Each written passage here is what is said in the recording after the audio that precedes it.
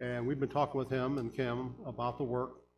Several congregations in the area are looking to support this work. We'll be one of them.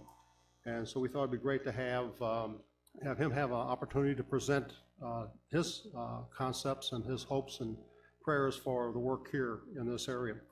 And with the idea that as a congregation, we're going to be supporting him, and perhaps as individuals, you may want to be doing that also. So go ahead and turn it over to Elias, and then we can start it. Okay.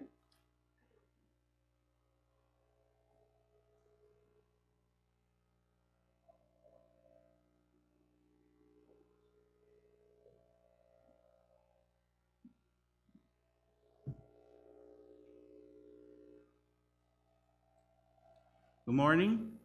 Can you hear me well? Yes? Hola, ¿cómo están? Now you can hear better? Appreciate it a lot. It is a pleasure to be here, St. Peter's, especially the place that my family is, which means it's the side of my wife's family.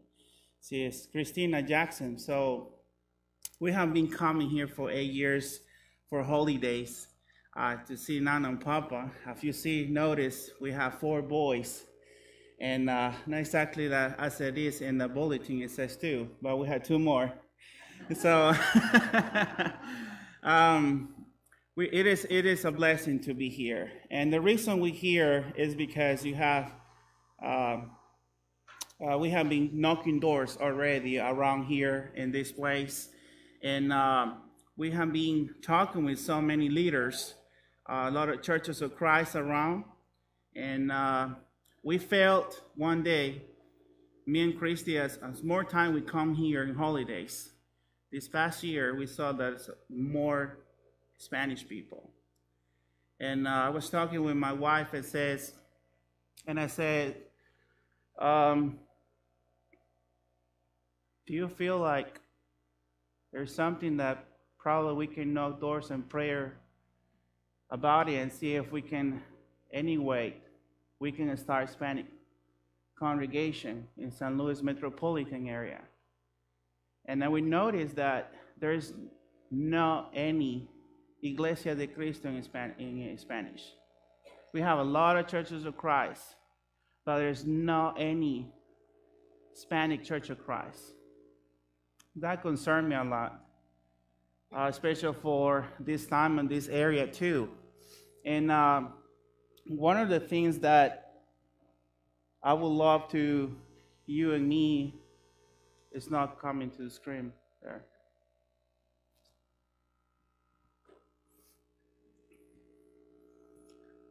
One of the things is I want everybody to be part of this, and we're praying for. We're just knocking doors, and everything is working through. We just, as I mentioned, I have been working in Memphis, Tennessee. I moved from Mount Juliet to Memphis, Tennessee. We found a congregation of 15 people, and now it's between 70 and 80 people with visitors. We have deacons already established in that congregation. We had 2 teams, evangelist teams. We have everybody working to the Hispanics. And we have been praying for anything, but thinking about it a little bit is Jesus' ministry. There's one time that he was trying to reach out Samaritans. You know, Jews never loved Samaritans. And the reason is because when they were rebuilding the temple in 447 before Christ, they would love to be part of that, but they said, there's no way you can be with us, in other words. Because in the mindset that we're rebuilding the temple, you're going to have the same passion with us. We want to do this personal with God. But with Jesus' time, Jews and Samaritans, they just see each other. But one time, Jesus went to Samaria and asked the lady for water, and you know the whole story. Jesus came to reach out not only his own town, but also people that are in another areas. And I will give you some ideas here about San Luis Hispanic Church of Christ. What is the mission? Well, the mission is to plant the first Hispanic-speaking Church of Christ in the entire San Luis metropolitan area that I have been talking already. Second one is to seek, to save, and save the lost souls that speak Spanish language. I want to share a story with you. This past week, I was trying to knock doors to some houses that we have been having Bible study already. And the person didn't answer. But we went back to the road. And I remember a lady who has 5 kids. And one member had been studying with her. And I met her the first time when she set up a Bible study. She was so happy for it. But I haven't seen her for a while in the congregation because I thought he was having Bible study, but the member told me that he already had some struggles. But that day, I was feeling that I need to go to her house. So I went with my partner in that time, and we knocked her door. As soon as possible, she saw us. She opened the door. She said, "Come in and sit down." So all the kids were playing around, anything, and she said, "So what happened? How's life?" She started talking, and said, "My husband is not here. He is in jail for consequence, wrong decisions. And his decision now, I'm by myself here with 5 kids." And she started talking more about, I owe this, they're going to take me out from home. I'm afraid they're going to cut my lights, but this happening right now. She said she was so stressed, and she started talking. I said, "I'm sorry I'm sharing this with you." I said, No, keep going. Because I know people need someone to at least be listening. So during that time, she was talking, and I was like, so sad in my heart because I remember the first day I knocked that door, everything was so happy. The husband went putting some waters in the refrigerator and talking with us, and she was so happy, and the kids were so happy. Seeing that picture when I met her and compare the new picture that I found her, that break my heart. And then one kid came to me and says in Spanish, "¿Dónde está mi papi?" Which means, "Where's my daddy? Do you know where's my daddy?" And she said, please go play. And she said, you see, the kid doesn't know where's his daddy. And I asked my partner, I says, "Can you go to the car and grab some food?" And when he brought the food inside the room, she started crying. And she said, "How do you know? How do you know I need food?" I said, "Well, God knows you. He knows me. And he set up this time already. I will tell you something," I said to her. "I never pass here on Tuesdays. My schedule is to pass to another houses on Thursdays. But God brought me here, and I know why." And she started crying so hard in front of us. I was like, and I was asking her, "What's going on? How's your baby?" Because when I met her, she was looking pregnant, but she says, "That's another thing I want to tell you. The doctors don't want to tell me what happened to me, but my belly's growing." And she doesn't know any English too, so people just saying something, but he doesn't understand. So I don't want to go back to the hospital because I don't know anything what they're saying. But right now we need to take care of my family, waiting for my husband and see if we can sustain my family. And I told her, "I'm going to come here every week, and I'll give you some food from the pantry of the congregation. You know, Great Oaks has a pantry. So we put some grocery bags already, and I'm going to bring it to you every Friday." Why am I sharing this story with you? There's a lot of people in needs. But one thing I would love for this congregation is to reach out Hispanic population. There's one thing that it needs to be done in this area. Not only we have different cultures too, but in San Luis area, there's 75,000 Hispanics in San Luis area. According to the census in 2010, imagine how much have been growing already in 2018. This is according to the census. 76,000, 75,000 Hispanics. And there's no Iglesia de Cristo.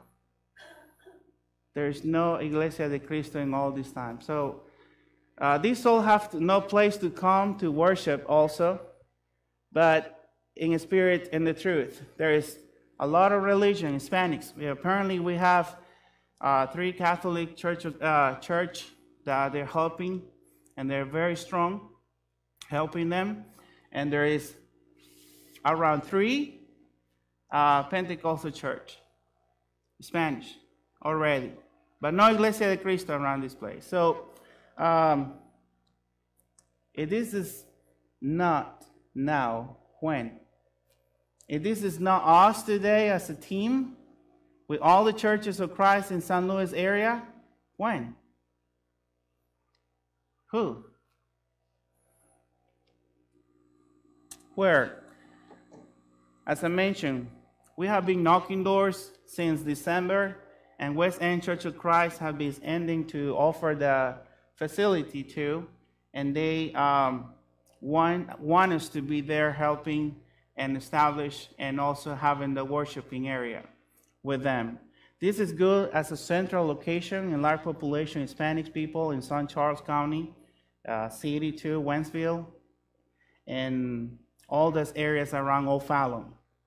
Just for example, if I'm working there, so I will be the staff of Hispanic, minister in that area, and I will be the contact that every member from St. Peter's or Wentzville or somebody else, they want to talk to me and say, hey,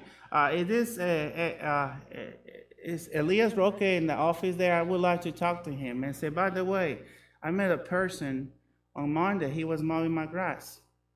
And I would love to talk to him, and I have his number. Would you like to talk to him? That is one thing that I would love to. We can all together be one, helping each other to reach out Spanish souls. So they can be safe, and they can know the truth, and they can follow Christ. And we will conduct worshiping area, fellowship at the same time, and in English speaking service, which means this is exactly, if we have this Hispanic congregation right now, all the kids love English. And I will tell you something I've been telling many people is, there is 4 generations of Hispanics. There's first and second generation are those who come here for a better life.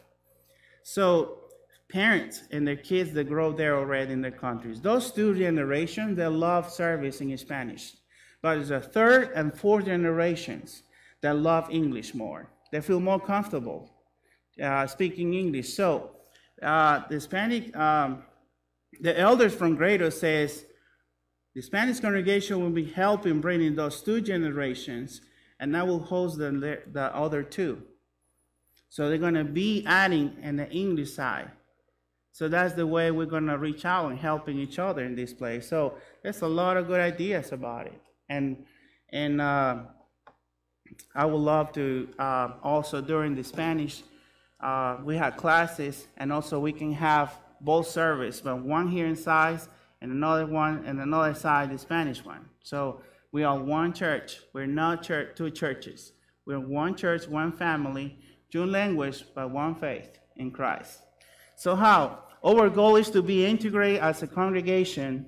Most of our activities will be bulletin flyers, evangelism, outreach, effort will be translating to Spanish and English. We will have joint classes, as I mentioned, English and Spanish class, if we need it. Our goal is to have a service around the same time where we can fellowship together. Eventually, if we have a bilingual service, everybody will be helping and translating too. We have translators. So how this work? Grade Oaks, we have every 5th Sunday of the year. It's like 2 or 3. So during that time, service morning, we all together in the service, And who wants to come here in prayer? And that day, it was going to be translated into Spanish, and everything into Spanish.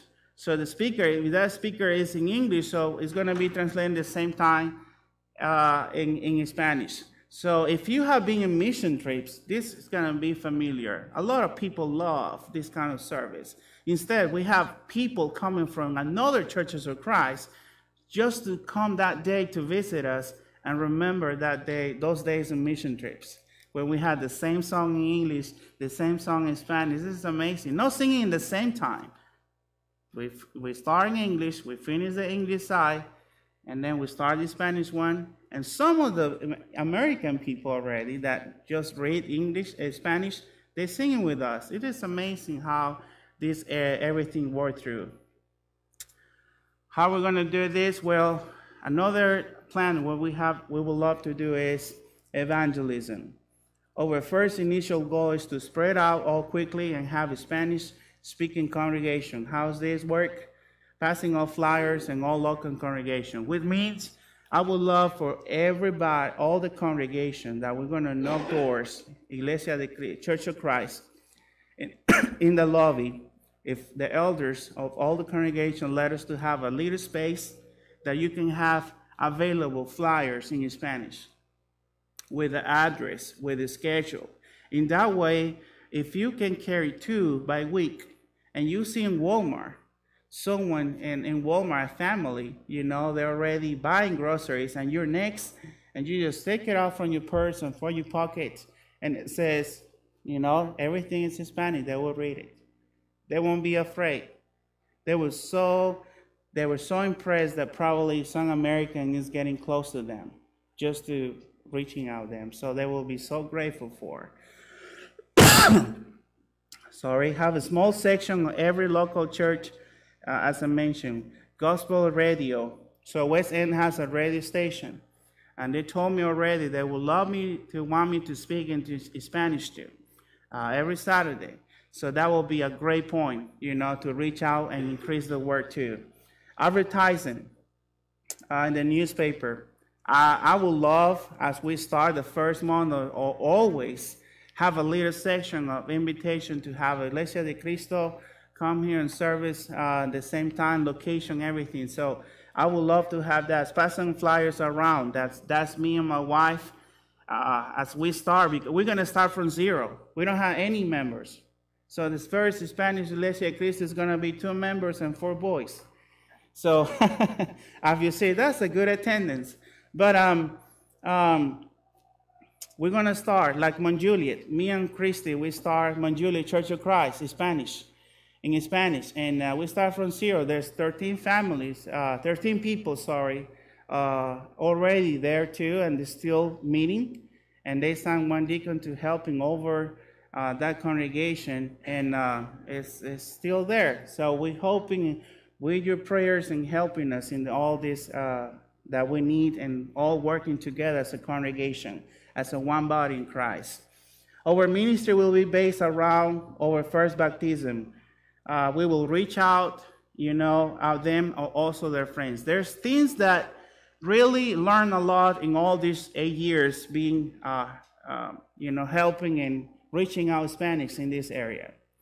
Apparently, the people who live in apartments are pilgrims. Like they just rent, and then 6 months or 4 months they just go to another state.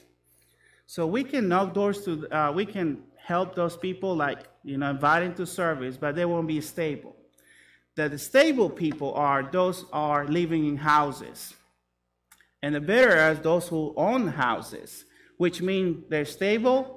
They don't want to go in another state. So our goal is to reach out those people. If we make a plan of 3 years, those 3 years, we probably have 5 families. Me and Chris are going to be working those 5 families, and those 5 families have friends. Sometimes the better evangelism is when one member says, I have 10 friends. I would love to go with you, and you can speak, and I will be there for you. That is the best way to have evangelism, and that's making a lot of results too. than just going and invite people and start making friends, you know. But we're going to apply all these together. And when I say together, just evangelism team, and you with your prayers, please, we'd love to have prayers for this ministry. Also, immediately needs. As God's open doors, hopefully, let me say this in paragraph in a short version is, I don't need to leave Memphis. I'm very, very taken care of. I have a lot of things to do still in Memphis, but there's still a Hispanic congregation there. I was just hoping that God lead us here, and we have been praying. And we just came on here on December, talking with them too, and they were so excited. Every elder and every congregation is so excited. We have been thinking of this a long time. Everybody have been saying that. And we have been praying, and the more time passes, the more God is leading us here. So we have a time frame. And we probably move here in June and start this Hispanic congregation at West End, hopefully. So what we need immediately, we need some books in Spanish. I know the website. I know how much they cost. It's Church of Christ Songbooks too in Texas. Spanish Bible, Lifeway. You know, Lifeway Bibles, a Christian store, they have a Spanish section too. And advertising materials. I need to print material. I need paper. I need ink. I need printer. I need anything that will be helping me every week to have 100 tags just to give a lot of people every week. Radio station, newspaper, and the point is monetary support for my family. We're at the time that I remember when me and Christy, we started Hispanic ministry in Mount Juliet. We were just married, no kids. And we said to the elders, because they talked to us and said, Elias, we know you for a long time. And we know Christy. We were considering to open a congregation. Would you like to start? And the answer was yes. Can we start next week? And how about, don't worry about support. God will help us. And that time we have any kids, but now I have 4 kids, and I cannot make that decision. Sadly, money is the point at this time in my life. I want to do what God wants me to do because that's why I born, and I believe that's why God is building me still, because I would love to reach out people. I would love to help and baptize people to Christ. I would love that there's a Hispanic congregation in the whole metropolitan area. There's a lot of churches of Christ, American side, helping us to reach out to souls and teaching them the truth and the gospel. We're lacking 1,000 a month still to sustain family of 6. And they're boys. You probably know many people have been saying, oh, boys. Yeah, all boys. So we will love ongoing needs. Please, prayer. Pray for us. Pray for this ministry. Pray for all the leaders to be part. Pray for everybody who wants to be part of this ministry. And pray for the members that they can help us to spread out the word, passing flyers to all be together, helping reach out activities. Like we would love to have in the future section of helping others to teaching English. You don't have to be a master of Spanish. We have a new program in Grados that we're gonna start this program in this March 8th, and which means French speak, which means there's a program that they have books already in English, so we need just one person who speaks English and sit down with one Hispanic and read that a story, just 1 page per day, per week, 1 page per week. And they're going to read, they're going to speak, and they're going to know how to write according to that book in English. That's all we need. And we're going to be helping them. We need tutoring schools. We understand, as a me Christian, we have been in the schools. There's parents, they're dealing with their kids because the kid doesn't know any English yet, but it's hard to make homework because parent doesn't know anything about English. And it's hard for them. And then we notice that in graders, we have a time before the TCAP. I don't know if that's happening here in Missouri too. Is before the final test. We go to the schools and we ask them if we can help them to make homework and learn. So there's a lot of people coming to the church building and helping. So we have teenage and also college age, and also people helping their little kids making the homework. Just one time a year. That's awesome. This can be something that you can be part of this. And also, we're planning to have a give it away day. It's everything you would love to share to others. We maybe have a one give it away every year in the local place that the Spanish will be. And we'll be that one Saturday, 9 to 12. Everything is free. And we're going to be talking with them when they're searching clothes, anything, inviting to the Hispanic congregation, and that's a good way to reach out people. And also, we would love to have a food bank or pantry, clothing closet too, in case people need to come to the church building and grab some clothes. So future commitment is the church is monetarily. Continue to support this work. Some of the support we have already is some people that just want to donate just one time. And some elders are concerned. And they say, what happened if next year something happened? As I mentioned, as we came here and speak to your leaders, and all the leaders in this congregation, and now you, this is a step of faith. We believe that God is wanting us to be here, and this time, us together, all together as a one body in Christ, we're going to make this work. And we're still praying for it, about it. So, obstacles. Well, Hispanics in San Luis in general that already are here are Catholics too. And guess what? The Catholic Church, they have Catholic Hispanics service. And they are fully support. We can baptize people. I can. We can bring people, but they're really strong here.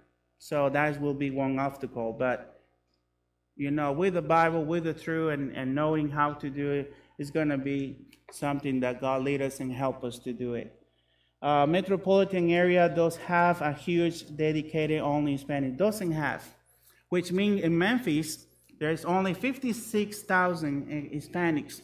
But you can go drive some areas and has a lot of population, houses and restaurants and stuff like that. You can see where. But in San Luis, they're all spread.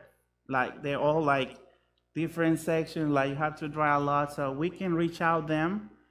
But there's one thing that we need to learn with Christy and me, how to reach out them and looking for them, anything. So another is we pioneers of this. Everybody here is learning. I don't think so there's any Church of Christ in this area. We all gonna be the first ones. And you know what? 5-10 years, there's probably a lot of churches that would love to have Hispanic church. And they will come to us and say to the elders and say, how do you start this? We need to learn this so we can make that path in the future for future reaching all souls. Location. This is the point. We ended right now to start in West End. But what happened if our baptism for this area, for that area, for Wentzville? What happened if the family will say, hey, can we move? Always people that are not stable sometimes. The Spanish section, Spanish-speaking mindset, they love to have the congregation very close to them. What will happen, all the families are baptized in different areas. So my point here is we can start there, but in 5 years or 10 years, probably we need to move at this point. The Hispanic congregation that are speaking in Memphis, they started Macon Road Church of Christ. 6 years later, they moved to Getwell Church of Christ. Are you familiar with Getwell Church of Christ? In Memphis, Tennessee, the Spiritual Sword, conference. So now it's a greater Church of Christ. You see how the time, is passing, and this is the same way. It's the same way. It's transition time for the Hispanics. Also, we're going to start from scratch. As we said already, planting the seed, let it God gather, and helping gather and watering it too. Communication. This is the point. As a pioneers, I work with a church that only support me themselves. But this is new. My goal is trying to all the churches that are supporting us to have a better communication with each other. To understand that everything we're doing is exactly God, as God wants us to do. So my point here is we're going to learn how to keep churches that are supporting us in communication. Well, I would love to have a weekly emails. Me and Christy were thinking to have a weekly weekly emails to the elders, and they can put in the bulletin if they in the future, and telling what we have been doing already weekly. So my schedule in Grados right now is at 9 to 4 I'm going to the office, and then 5 to 10 p.m. or 5 to 8 p.m. or 9 p.m. I'm going to visit homes. So I'm going every week. Sometimes I take off some days, some not. Some people say, have you taken any day off? I say, sometimes I can, but that's my schedule. And everywhere we go, if we go grocery or something, I always have a track. If we have someone serving us food in the restaurant, I always invite someone to the church. This is never end. And I love that because our goal is starting to reach out Hispanics. So if you read our weekly report, we will guarantee that your support is being in good hands. I will make sure that if not, we can all build something that we can have better communication with each other. I don't know how much time we have. So benefits. There's some negative and some benefits.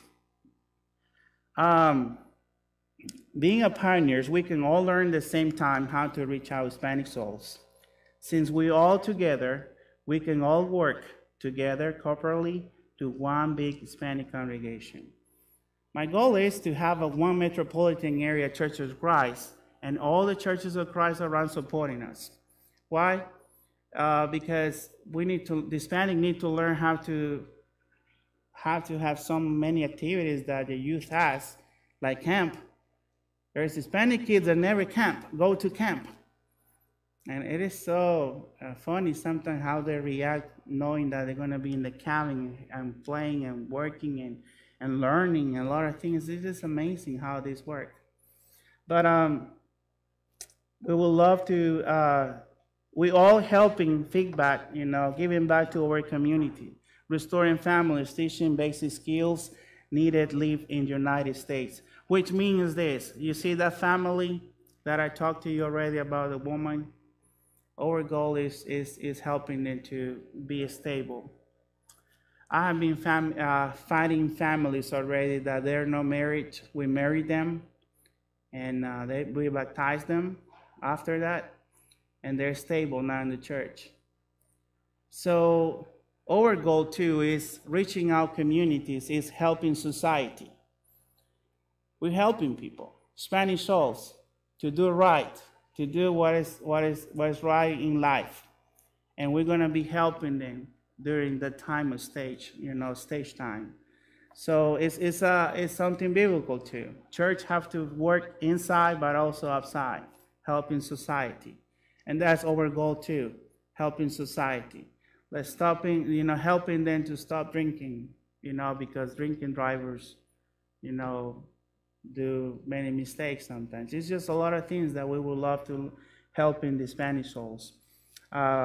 We personally grow in our faith in the kingdom because we're doing God wants us to do. I want to share a passage with you in John chapter 6.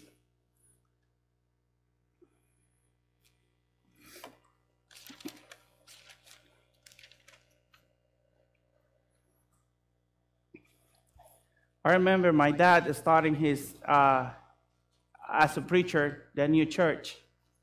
It was hard. We started in home. And then the guy says, I'm sorry, my kids, they don't want to hear anymore about the gospel. So my dad was a taxi driver. By that time, we were 5 in family. We were 5. I'm the oldest. 3 girls, and the last one was a boy. And he